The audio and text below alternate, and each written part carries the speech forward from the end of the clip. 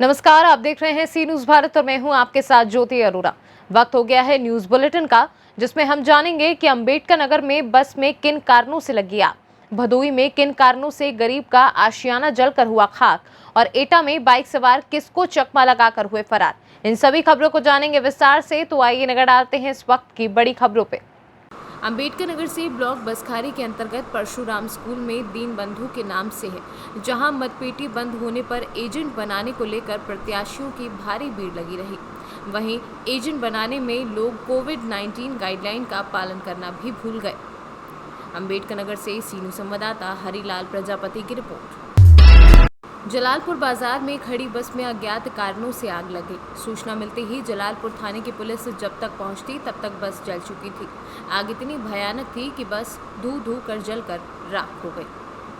अंबेडकर नगर से सीनू संवाददाता इसरार अहमद की रिपोर्ट। आज एटा की तहसील जलेसर में थाना क्षेत्र शकरौली अंतर्गत गांव बाकलपुर में बाकलपुर किसान सेवा केंद्र की पेट्रोल पंप पर दिन दहाड़े 2 मोटरसाइकिल सवार व 1000 रुपये की पेट्रोल अपनी मोटरसाइकिल में डलवाने के बाद सेल्समैन को अपना एटीएम कार्ड देकर फर्राटा भरते हुए फरार हो गए।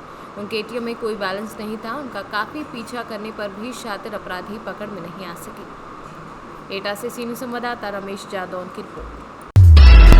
कोरोना की दवा जा रही थी, जिसका खुलासा झांसी पुलिस ने किया है। रेमडेसिविर इंजेक्शन को असल कीमत से कई गुना ज़्यादा महंगा बेचने वाले 7 लोगों को पुलिस ने पकड़ा है। पुलिस की एसओजी टीम और नवाबाबाद पुलिस ने मेडिकल लाइन से जुड़े लोगों के कब्जे से कई इंजेक्शन और लाखों रुपए बरामद किए हैं। एसएसपी रोहन पी कने के निर्देशन व एसपी सिटी विवेक त्रिपाठी व सीओ सिटी राजेश कुमार सिंह के नेतृत्व में एसओजी टीम सहित अन्य थाना पुलिस को रेमडेसिविर इंजेक्शन की कालाबाजारी करने वालों की तलाश में लगाया गया था। इस बीच खबर मिली कि मेडिकल कॉलेज क्षेत्र मेडिकल स्टोर से ये काम संचालित हो रहा है। मनीष पाल, जमुना प्रसाद, तनिष्का मेडिकल स्टोर से, विशाल विरथरे जूनिया नर्सिंग होम से, हिमांशु समाधिया मानस हॉस्पिटल सिंह से, हरीन्द्र पटेल, मानवेंद्र पटेल, सचिंद्र प्रजापति के कब्जे से असली नकली भरे हुए 9 इंजेक्शन, रेमडेसिविर की खाली प्लास्टिक, कांच की छोटी शीशियां, corona rapid test kit, 5 disposal syringe व 2,30,000 रुपये बरामद किए गए हैं। लोगों ने कम से कम 7 लोगों को अरेस्ट किया है। इसमें 2 तरह का गैंग था। एक गैंग जो ओरिजिनल रेमडेसिविर इंजेक्शन को अस्पताल में जो मरीज़ मर रहे हैं, वो वेंटिलेटर पे है, उनको ना देते हुए उसको छुपा के बाहर कर देते थे। उसको जाके ब्लैक मार्केट में उसको बेच देते थे। दूसरा गैंग ये था जिसमें जो खाली हुआ रेमडेसिविर इंजेक्शन को फिर से नकली एंटीबायोटिक और डिस्टिल वाटर से भर के उसको बेच के पैसा बना देते हैं। तो ये दोनों बहुत संगीन अपराध उन्होंने किया है और इसमें हमने सोचा है कि बहुत कड़ी कार्रवाई करेंगे। इसमें एनएसए को भी लगाने का हमने सोचा है। और इसमें जो अरेस्ट हुए हैं वो विशाल है, हिमांशु, हरेंद्र, मानवेंद्र मेन है, ये बिक्री करने वाले में, और जमुना प्रसाद ये स्टाफ नर्स है मेडिकल कॉलेज में। ये मेन था जो ओरिजिनल रेमडेसिविर इंजेक्शंस को गायब कर देता था, मरीजों को नहीं देता था, बल्कि इसको जेब में डाल के वहाँ मेडिकल कॉलेज से बाहर कर देता था और जाके जो पहले 4 नाम जो बताए उनको देता था। ये मेडिकल स्टोर ओनर्स हैं, मेडिकल स्टोर में काम करने वाले हैं या मेडिकल डिपार्टमेंट कहीं से कहीं जुड़े हुए हैं। ये इसका कालाबाजारी करते थे। 30,000, 40,000, 50,000 तक इसका इंजेक्शन का रेट में ये बेचते थे। दूसरा हमारे हाथ लगा है सचिन प्रजापति एंटीबायोटिक्स और डिस्टिल्ड वाटर मिला के नकली दवा बना के रेमडेसिविर वायल्स में भर के फिर बेचता था। इसको भी हमने अरेस्ट किया है।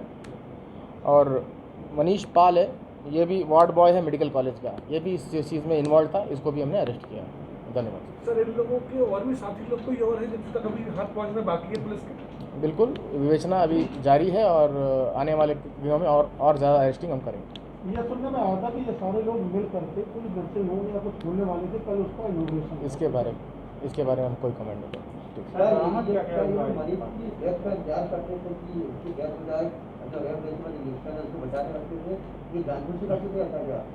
पूछताछ में तो इन्होंने यही बोला है कि हम लोग इंजेक्शन नहीं देते थे और देखते थे कि अगर संभावना हो तो देते थे, या तो एक ही इंजेक्शन 2 लोगों को भी दे देते थे जिसको एक ही आदमी को एडमिट करना है। इन्होंने जो भी हेराफेरी किया है, वार्ड जो कोरोना वार्ड में किसी का एंट्री वर्जित है। झांसी से कैमरा पर्सन प्रभात सानी के साथ राजीव सक्सेना की रिपोर्ट। अमरोहा सांसद लापता, पता बताने वाले को 51,000 रुपए का इनाम। सांसद की फोटो पर लिखा, ये सोशल मीडिया पर जमकर वायरल हो रहा है। सांसद बनने के बाद से लापता है। इसमें जो महामारी चल रही उसी के उत्तर प्रदेश के राज्य अमरोहा लोकसभा के ज़िला है और यहाँ के सांसद दानिश अल्वी जी हैं जो कि सन 2019 में चुनाव जीते थे। अमरोहा की जनता ने उन्हें अपना जनप्रतिनिधि बनाया था और यहाँ पर इस टाइम महामारी में 19 से बिल्कुल लापता है। और मैं तो जनता से आग्रह करूँगा कि अगर किसी को वो मिले तो 551 रुपये मेरी तरफ से इनाम होगा और उन्हें ढूंढ के लाया जाए। और जो काम वर्तमान सांसद दानिश अल्वी जी को करना चाहिए वो पूर्व सांसद चौधरी कंवर सिंह तंवर जी हमारे बीच में कर रहे हैं। और एक प्रतिनिधि जो होता है जब वो चुनकर आता है तो जनता के प्रति उसका फर्ज बनता है कि वो जनता के हर दुख दर्द में उनका दुख बांटे। लेकिन अमरोहा से सांसद दानिश अली बिल्कुल गायब हैं। इस समय में जब उन्हें जनता के बीच होना चाहिए, जनता की मदद करनी चाहिए, वो बिल्कुल नदारद हैं। सोशल मीडिया पर जो उनकी पोस्टें वायरल हो रही हैं, दानिश अली लापता, दानिश अली लापता, मैं उनका बिल्कुल पूर्ण रूप से समर्थन करता हूं, क्योंकि दानिश अली जब लापता हैं तो लापता के ही गुहार लगाई जाएगी और उन्हें ढूंढा भी जाएगा। अमरोहा से सीनू संवाददाता गौरव श्रीमाली की रिपोर्ट। जनपद औरैया थाना अजीतमल पुलिस द्वारा 1 मई को सोशल मीडिया के माध्यम से सूचना प्राप्त हुई थी कि थाना अजीतमल क्षेत्र के मोहल्ला शास्त्री नगर में एक रिटायर्ड सूबेदार बुजुर्ग प्रहलाद सिंह उम्र 90 वर्षीय जो दिन से मृत्यु अवस्था में पड़ा है। इस सूचना पर थाना अजीतमल पुलिस द्वारा मौके पर पहुंचकर देखा तो पता चला कि मृतक के परिवारीजनों से तालमेल नहीं है, अकेले रह रहा था। तत्काल मृतक के बेटे को खोजबीन कर समझा बुझाकर पुलिस द्वारा सामग्री जुटाकर मृतक का अंतिम संस्कार कराया गया।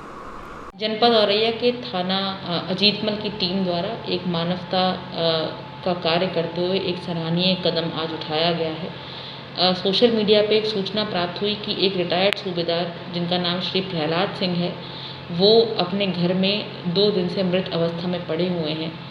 मौके पर तत्काल इस बात का संज्ञान लेते हुए मौके पर कोतवाली टीम पहुंची और पता चला कि वो उनके परिवार से उनके संबंध विच्छेद हो गए हैं, वो अकेले रह रहे थे। और 2 दिन से जब वो पड़ोसियों से खाना मांगने नहीं पहुंचे तब पड़ोसियों द्वारा बताया गया कि उनकी मृत्यु हो गई है, लेकिन उनका अंतिम संस्कार करने के लिए कोई भी व्यक्ति मौजूद नहीं था। कोतवाली पुलिस द्वारा उनका सम्मानपूर्वक अंतिम संस्कार करने के लिए सामग्री जुटाई गई। इसके साथ ही जो उनका बेटा था उसको ढूंढा गया और ढूंढकर उसको समझाया बुझाया गया और समझाने के बाद उसके माध्यम से उनका सम्मानपूर्वक अंतिम संस्कार कराया गया है। कोतवाली अजीतमल की टीम द्वारा ये सराहनीय कार्य किया गया है। कितने पैसे दे दिए मैडम? अच्छा, लकड़ी के लिए और किराए के लिए। ठीक है, ये कहाँ सिकरौली घाट ले जाओगे? सिकरौली घाट। अच्छा, कितने दिन से ये बीमार थे क्या?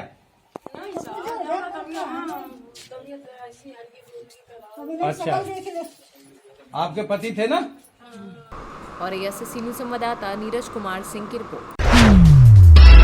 कलेक्टर ने कोरोना वायरस के नियंत्रण एवं रोकथाम के लिए शनिवार को जनपद पंचायत के सभा कक्ष में राजस्व, पंचायत एवं स्वास्थ्य विभाग के अधिकारियों की संयुक्त बैठक में कोरोना वायरस के नियंत्रण एवं रोकथाम के लिए जारी निर्देशों का कड़ाई से पालन कराया।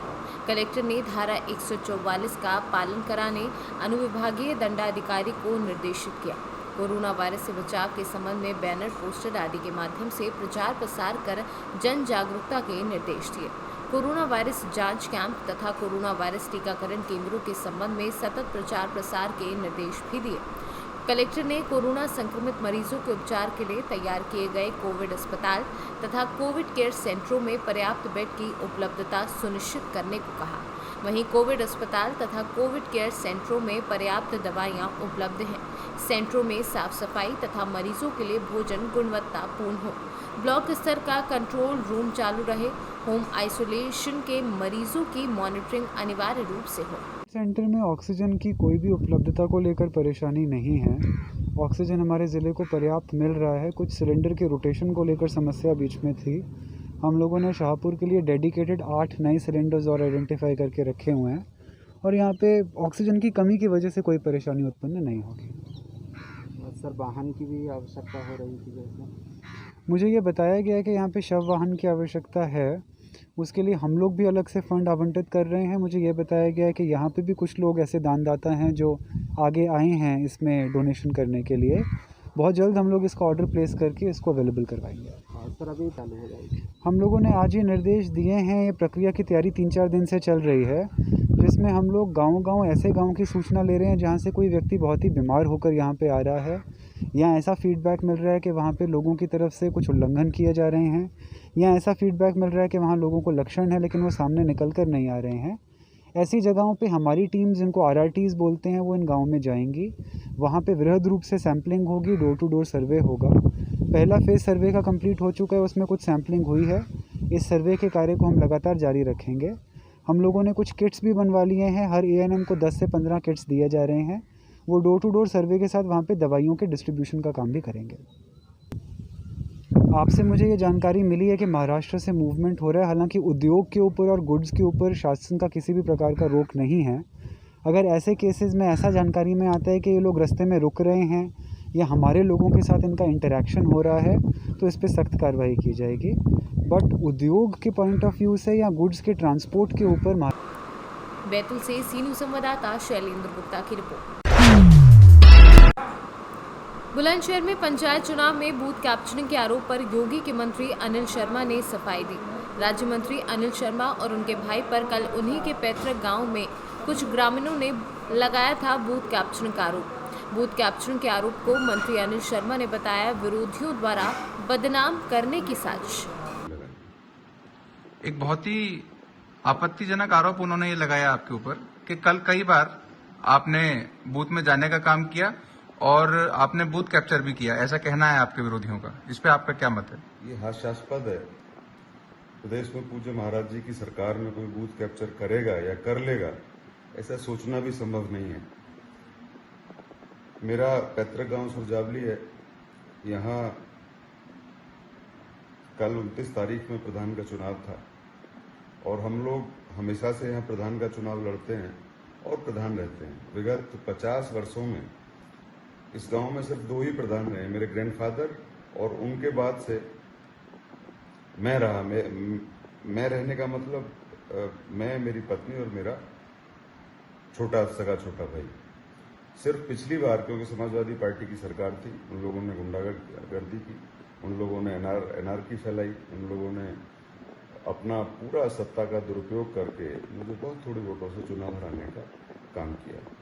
और ये सारे वो लोग हैं जो अपराधी किस्म के लोग हैं, जो वहाँ गरीब जनता के ऊपर दबाव बनाते हैं, जो गरीब जनता के साथ अत्याचार अन्याय करते हैं, उनसे काम कराते हैं खेती का, उनको पैसा नहीं देते हैं। इस तरीके के सारे ये लोग हैं।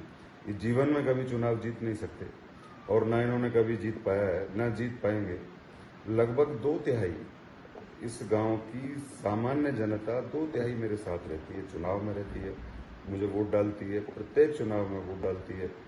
विगत 30 वर्षों से मैं प्रधान होता रहा हूँ, विधानसभा के चुनाव में, जिला पंचायत सदस्य रहा हूँ, उसके चुनाव में 2/3 वोट मुझे अपने पैतृक गाँव का मिलता है। जहाँ तक सवाल है बूथ कैप्चर करने का, तो 29 तारीख की प्रातः है STM।